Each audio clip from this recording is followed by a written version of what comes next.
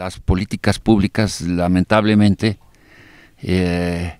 van en contra de todos los alcances y conquistas que se han logrado en la parte jurídica, particularmente después de la Declaración Universal de los Derechos de los Pueblos Indígenas, el convenio 169 de la Organización Internacional del Trabajo. Es decir, existe un marco jurídico lo suficiente como para que se dé un reconocimiento de los derechos a la libre determinación de los pueblos indígenas. Existe un marco jurídico para que esto exprese también la necesidad de respetar pues las instituciones propias de los pueblos originarios, sus modos de vida, sus formas de hacer justicia, asegurarse en cuanto a su normativa interna, etcétera. El problema ha sido que desde que se impone hace unos 40 años el neoliberalismo como forma de mundialización capitalista, pues todas estas leyes y conquistas jurídicas no están funcionando en la práctica. Y lo que vemos pues es una reconquista de los territorios, una guerra particularmente contra los pueblos indígenas, porque los pueblos indígenas en la gran mayoría de nuestros países en América Latina viven en territorios pues ricos en recursos estratégicos, ricos en agua, ricos en bosques, ricos en uranio, ricos en litio, y particularmente pues en oro, plata, que todos estos años ha habido un proceso también de reconversión de las leyes. Esto es, si bien es una especie de esquizofrenia, ¿no? Si bien se reconocen derechos por un lado, por el otro hay leyes que niegan estos derechos. Pongo un ejemplo, en los mismos años en que se introducía el artículo 4 constitucional que reconocía que fue una iniciativa de Salinas para reconocer la existencia de una nación multiétnica internacional que se expresa en la existencia de los pueblos indígenas, o sea, la primera vez en la historia constitucional que los pueblos indígenas entraban como tales, como entidades colectivas, en una pequeña frase de 6 líneas solamente, pues Salinas reforma el artículo 27 constitucional. Y al reformar el artículo 27 constitucional y poner a la venta las tierras ejidales y comunales, pues rompe con la territorialidad de los pueblos. Entonces, por un lado reconoce derechos y por el otro lado niega la posibilidad del cumplimiento o el acatamiento de esas leyes y esos derechos y el reconocimiento de esos derechos, porque sus formas de existencia y de reproducción, que son los territorios, que es la madre tierra, son invadidos, y después con las reformas llamadas así estructurales, que en realidad pues son reformas impuestas por esta forma de mundialización capitalista, pues dan al traste con todo lo que fue elegido y con todo lo que fueron las tierras comunales. De tal manera que, por ejemplo, el artículo 6 de la ley minera, que a la letra dice que la exploración y explotación minera tendrán carácter preferente sobre cualquier otro uso de la tierra, esto permite pues que se dé una concesión de una parte muy importante del territorio nacional. Algunos hablan ya de que 1/3 del territorio nacional está concesionado a las mineras, particularmente canadienses, en un 75%. De tal forma que pues, no obstante que México reconoció el convenio 169, que como se sabe es ley suprema, ¿no?, al ser un tratado internacional por reconocimiento de la Suprema Corte de Justicia, todo esto es letra muerta. Como es letra muerta, los llamados acuerdos de San Andrés, en donde se logró la reforma constitucional que se expresó en el 2 constitucional, y en donde se reconoce ahí la autonomía y la libre determinación de los pueblos. Pero incluso esa reforma tiene un carácter contradictorio totalmente, porque por un lado se abran los primeros en los primeros acápites del artículo del 2 constitucional, está dividido en A y en B. En el A dice que inmediatamente la reforma constitucional es una reforma discriminatoria, porque lo primero que dice es: la nación mexicana es única e indivisible. Es decir, ¿por qué se dice eso? O sea, porque se supone, detrás de eso hay, si nosotros reconocemos a ellos, ellos nos van a querer fragmentar. O sea, es una vista desde la mestizocracia. Es un reconocimiento. Te voy a reconocer la autonomía, pero recuerda que la nación mexicana es única e indivisible. O sea, es una forma de expresión constitucional negatoria de derechos. Es decir, se está reconociendo derechos que en el propio enunciado, al inicio mismo del 2 constitucional, se está pensando que los sujetos de la ley van a fragmentar a la nación mexicana, y por eso hay que decirles que no vayan a fragmentar a la nación mexicana, porque es única e indivisible. Se reconoce la autonomía, pero inmediatamente después se dice que gozarán el derecho de propiedad dentro de la Constitución. O sea, es una forma de hacer una legislación a partir de candados, como se llama. O sea, yo te reconozco un derecho, pero te recuerdo que es dentro de la Constitución. Y claro, dentro de la Constitución están las reformas al 27 constitucional de Salinas. O sea, te estoy diciendo que te reconozco el derecho a la tierra, pero con la ley minera, con la ley de aguas, con la invasión de territorios, con todo. Entonces, sí, y el acápite B del 2 constitucional es un acápite totalmente clientelista. De hecho, pues estoy casi seguro que lo redactó Rojas, porque yo estaba ahí cuando se votó la ley, que fue una trampa total y completa para los pueblos indígenas. O sea, la sesión fue un viernes, y entonces yo en aquella época era delegado de Tlalpan, y recibí, como había yo sido secretario de Derechos y Pueblos Indios del Partido de la Revolución Democrática, al cual renuncié por obvias razones,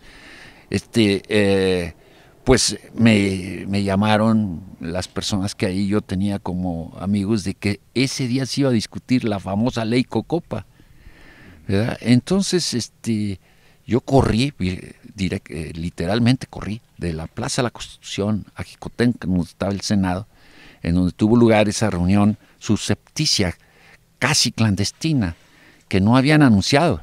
Y entonces yo entré y quise hablar con la bancada del PRD, compuesta por 9 o 10 senadores, y entonces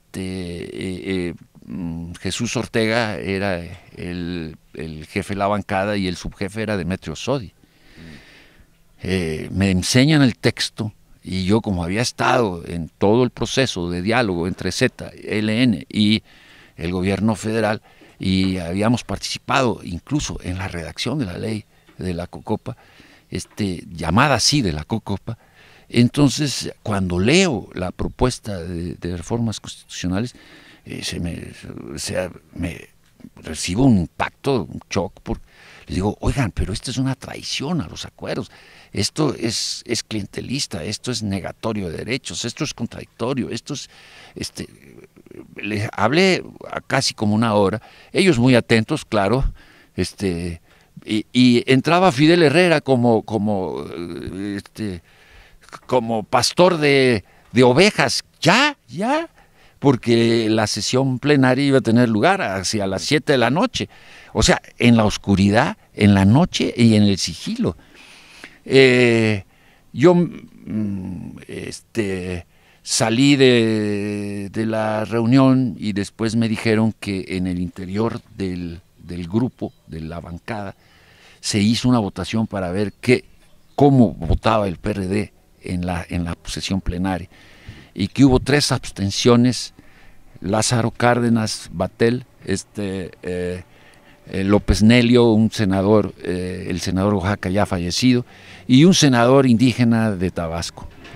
Y entonces ellos van a la sesión, y como pues, 3 abstenciones y el resto a favor de la ley, votaron por esa ley espuria. Y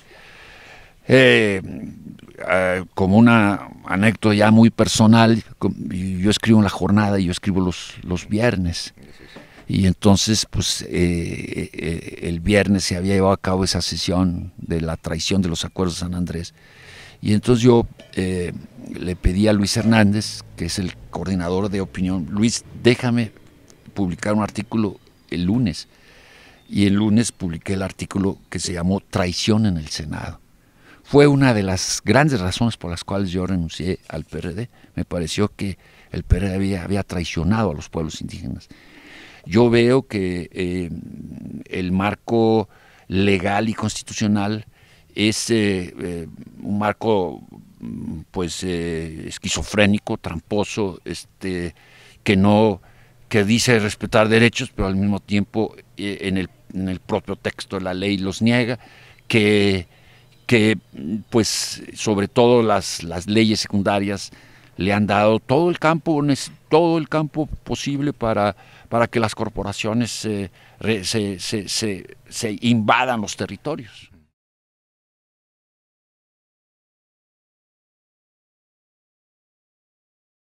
Mira, pues venimos a este lugar precisamente porque se da una iniciativa que desde abajo y de manera horizontal y colectiva, pues un grupo de organizaciones como la CRAC Policía Comunitaria, como los damnificados de Guerrero, como Frente Popular, grupos de maestros, etcétera, se metieron a redactar un proyecto de ley para modificar los artículos constitucionales del Estado de Guerrero, de la Constitución del Estado de Guerrero.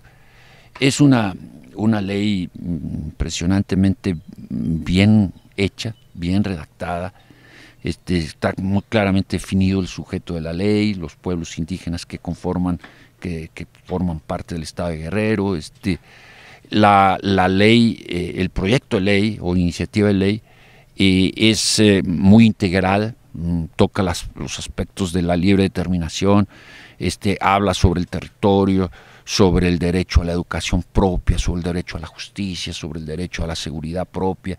O sea, es una ley muy en el estilo de los acuerdos de San Andrés y de la propuesta inicial de Cocopa, pero va más allá de la propuesta de Cocopa, porque la Cocopa pues no tocó, por ejemplo, educación, o no tocó salud, etcétera. La iniciativa de ley que venimos a discutir pues es impresionantemente bien redactada, bien hecha, con fundamento, y bueno, a mi juicio pues existe el compromiso de parte de un grupo de diputados de algunos partidos de la izquierda institucional de llevar de que han suscrito esta iniciativa de ley y que la van a llevar al Congreso, pero detrás de todo eso está el fantasma de San Andrés. O sea, ¿no? Se aparece, ¿no? Como a Hamlet se le aparece el fantasma diciendo la traición de la clase política está presente, ¿no? De tal forma que pues yo tengo mis fundados recelos sobre primero si van a meter la iniciativa y cumplir con la palabra empeñada. Segundo, si la ley va a entrar como está y no van a querer recortarla como hicieron con la ley Cocopa.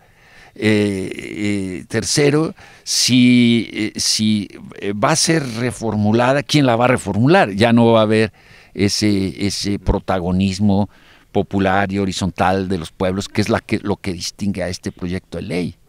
Entonces, pues estamos, de todas maneras, aquí para dar un mensaje, pues desde mi modesta contribución, de que la única manera de que los pueblos indígenas ejerzan sus derechos es que ellos entren a lo que ellos saben hacer, organizarse desde abajo, nombrar a sus autogobiernos de manera horizontal y en las asambleas generales con derechos revocatorios para que el que no cumpla se vaya y se nombre a otro, que haya escrutinio público, es decir, pues lo que se llama en zapatismo mandar obedeciendo, gobiernos de mandar obedeciendo, en donde lo que se busca pues son gobiernos que realmente representen al pueblo, de que no sean gobiernos cooptables, ni que sean gobiernos de una élite, sino de que todos participen en lo que es gobernar. Pues eso yo lo he observado, lo he estudiado, por ejemplo, en las comunidades zapatistas, en donde hay miles de jóvenes y hombres y mujeres que han participado en lo que es el gobierno del pueblo, ¿no? Y creo que pues esa es, digamos, si no una solución exenta de retos y peligros, pues al menos es la luz del túnel.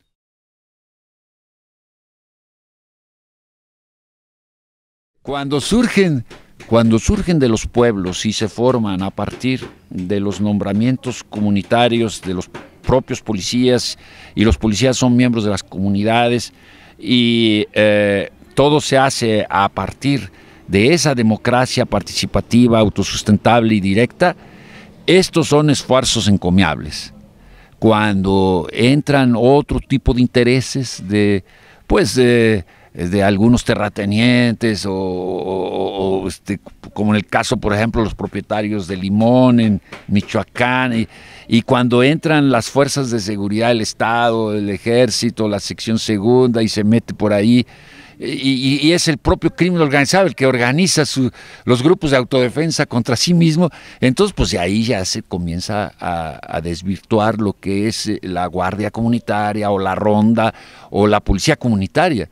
Yo distingo claramente el esfuerzo de la crack policía comunitaria para permanecer como policía del pueblo y lo que son esfuerzos que llevan el nombre de policías comunitarios o autodefensas o lo que sea, pero que son muy discutibles en cuanto a su origen, su composición y su función y su propósito. La ley está al margen de la Constitución, es decir, la ley minera está al margen del 27 constitucional. En este país hubo 1 millón de muertos cuando la población era de 16 millones y se hizo para garantizar la propiedad social de la tierra y se hizo posteriormente una expropiación petrolera. Todo esto, es decir, lo que yo sostengo es que vivimos con un gobierno de traición nacional. ¿Por qué utilizo este término de gobiernos de traición nacional? Porque son gobiernos que ya no respetan la esencia de la ley constitucional y traicionan el interés nacional, están entregando todo a los extranjeros. Están en estos años de gobiernos de traición nacional, se ha ido más oro y plata para las corporaciones mineras que durante toda la colonia. Entonces entiéndase que lo que existe en este país es un gobierno que ya no nos representa. Yo veo un liderazgo a lo largo y ancho, ahora que hemos estado recorriendo el país, acompañando el esfuerzo que hace el Ejército Zapatista de Liberación Nacional y el Congreso Nacional Indígena, con su propuesta de Consejo Indígena de Gobierno, y yo veo que en todas partes pues hay gente dispuesta a sacrificarse por su patria, por su país, por sus derechos, o sea, liderazgo no falta. Lo que pasa es que siempre se piensa en ese tipo de liderazgo como de redentores, ¿no? De salvadores. O sea, te cuento que un antropólogo en África le preguntó a un pueblo originario, ¿y aquí hay líderes? Y le contestaron, sí, hay líderes, cada uno de nosotros es líder de sí mismo. Ese es el tipo de liderazgo que está formándose, no un liderazgo carne de cañón de las campañas electorales, no los caciques, no, un liderazgo horizontal que responda, que no sea cooptable, que no se rinda, que no se venda. Ese es el tipo de liderazgo que se está formando. Yo estuve en el Partido de la Revolución Democrática y renuncié en el 2003, siendo jefe de gobierno en Tlalpan. y renuncié por la corrupción, por la traición al movimiento indígena, renuncié porque no se había transformado nada y yo provengo de la izquierda que quiere revolucionar las cosas, no una alternancia. Por eso los zapatistas dicen, para todos todo, para nosotros nada. ¿Qué ha hecho esa izquierda institucionalizada? Es decir, lo único que ha hecho es corromperse. Ahí tienes tú todos los liderazgos corruptos que se han enriquecido de la noche a la mañana, gente que venía incluso del movimiento armado y que ahora incluso hasta sirven de pistoleros, de caciques y de gobernadores. O sea, entonces, pues yo no estoy con ese tipo de izquierda institucionalizada. Yo creo en una izquierda que está con el pueblo y abajo y a la izquierda. Primero que una parte muy pequeña de esos recursos van a parar a lo que supuestamente deben de parar. Segundo, que esos programas son de carácter asistencialista, crean dependientes, o sea, adictos a vivir de esos subsidios.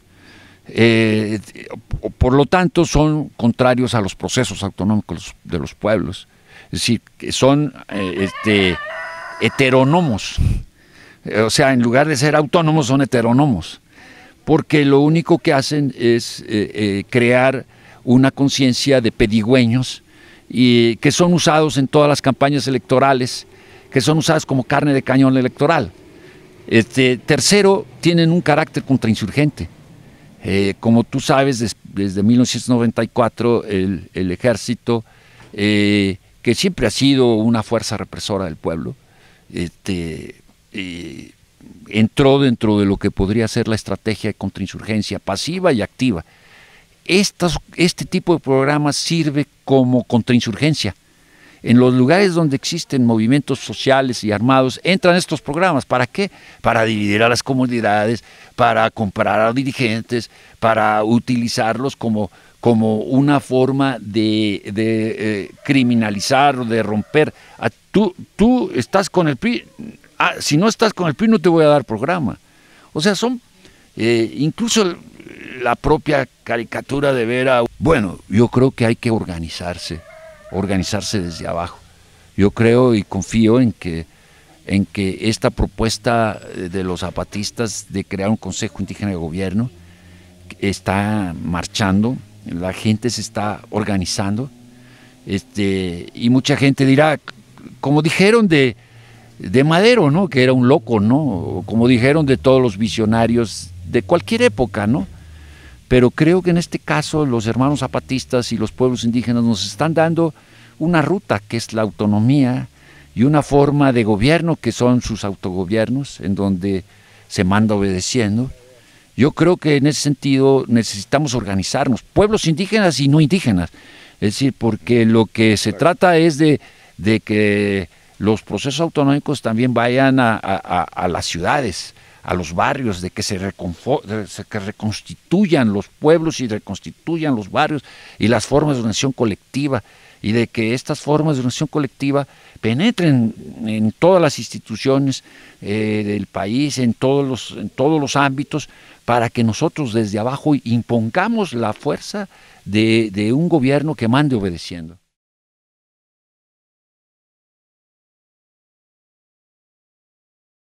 A excepción de personas como ustedes que están dentro de un tipo de comunicación alternativa, los medios de comunicación son parte de un sicariato mediático, de un terrorismo mediático.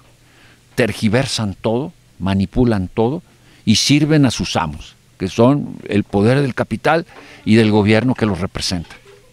La gran mayoría de los medios de comunicación están cooptados. Los periódicos están siempre machacando todo en todos lados y en todas partes.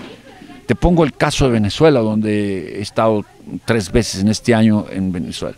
En Venezuela hay una realidad que la realidad y la realidad de los medios de comunicación. Muy breve. Yo estuve el día de las elecciones de la Asamblea Nacional Constituyente. 8 millones de ciudadanos o más fueron a votar a las elecciones. Yo lo que veía era colas votando de ciudadanos. En Caracas, en una zona del este donde viven los ricos, allí había un retén de estos grupos fascistas que quieren imponer la ley de la violencia en Venezuela, en la Venezuela chavista. Venía un grupo de motorizados del gobierno bolivariano en motos y de repente así hicieron la calle y cuando iban en la esquina hicieron explotar una granada, mató a un policía, hirió a 8. Y la fotografía de Reuters era la explosión así en el fuego con los motorizados. Esa fotografía salió en cerca de 40 medios de comunicación a nivel mundial, entre ellos el de Milenio y otros periódicos de México. En España todos los periódicos sacaban esa fotografía. Pero tú que eres periodista, ¿cómo cabecearon la fotografía? Maduro baña con sangre la constituyente. Fíjate, o sea, el victimario era Maduro, cuando habían sido los grupos fascistas contra el gobierno que habían matado a unos policías. ¿Qué hubiera pasado si hubieran sido guardias civiles? O si hubieran sido carabineros en Chile. Atentado en Chile, atentado en España, atentado en Londres. Pero aquí no era terrorismo. Aquí era que Maduro había incendiado la constituyente. ¿Esto cómo lo denominas desde el punto de vista periodístico? Yo les dije, ¿por qué no equiparar? O sea, el periodista que tomó esa fotografía es cómplice de un crimen, de un crimen que costó la vida de una persona y heridas graves a otras 8. Entonces, ese es el papel que están jugando los medios de comunicación. Mienten descaradamente, Televisa, TV Azteca, todos estos cadenas, en cada país hay cadenas así, y son periódicos deneslables, detestables, en donde lo único que, es decir, no, dime qué publicas y te diré cuánto cobras.